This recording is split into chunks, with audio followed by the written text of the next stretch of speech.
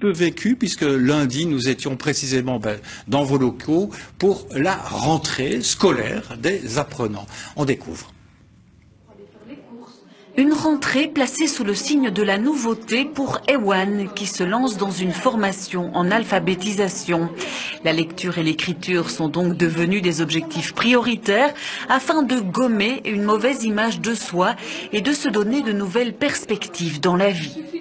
Quand les autres nous regardent, mais ils ne savent pas qu'on a ça, en fait, comme souffrance derrière, donc on souffre quand même 2 fois plus que la moyenne quand on ne sait pas lire et ni écrire. Parce qu'en fait, pour la vie de tous les jours, c'est pas facile, c'est un petit handicap, donc je voulais faire m'encourager déjà moi-même, et j'ai ma mère derrière qui m'encourage aussi à faire la formation, donc et pour plus tard surtout, pour chercher du travail, pour payer les factures et tout ça, c'est plus simple pour suivre une formation pour comprendre le tout, quoi.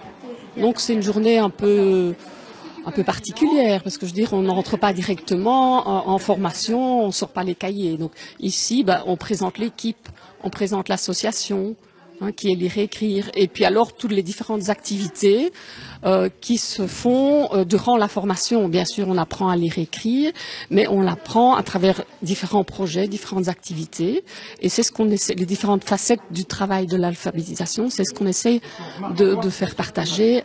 Prendre la parole pour dire ce que nous vivons, dire ce qui nous met en colère, pour ce qui est injuste et pour nous et pour les autres.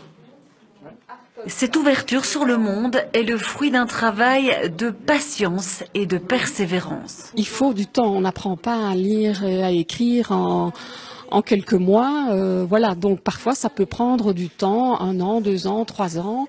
C'est le temps nécessaire. Et c'est important, je veux dire, parce que aussi, au départ, il y a parfois un peu des blocages, parce que le fait d'être adulte et de ne pas savoir lire, c'est une honte, une gêne. Donc, les gens en général, ils se disent, mais je suis nul, puisque j'étais à l'école comme tout le monde, et moi je ne sais pas.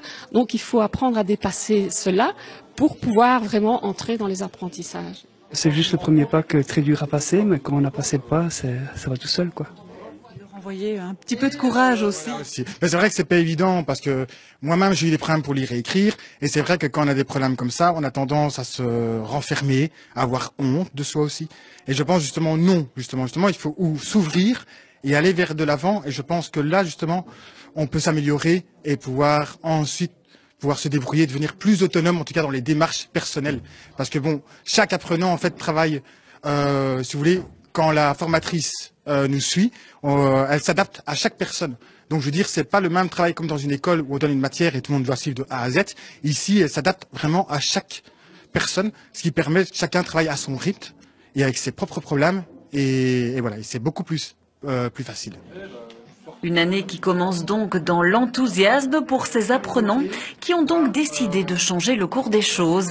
Il faut savoir qu'en Belgique, on estime que 10% des adultes éprouvent de grandes difficultés face à la lecture et à l'écriture.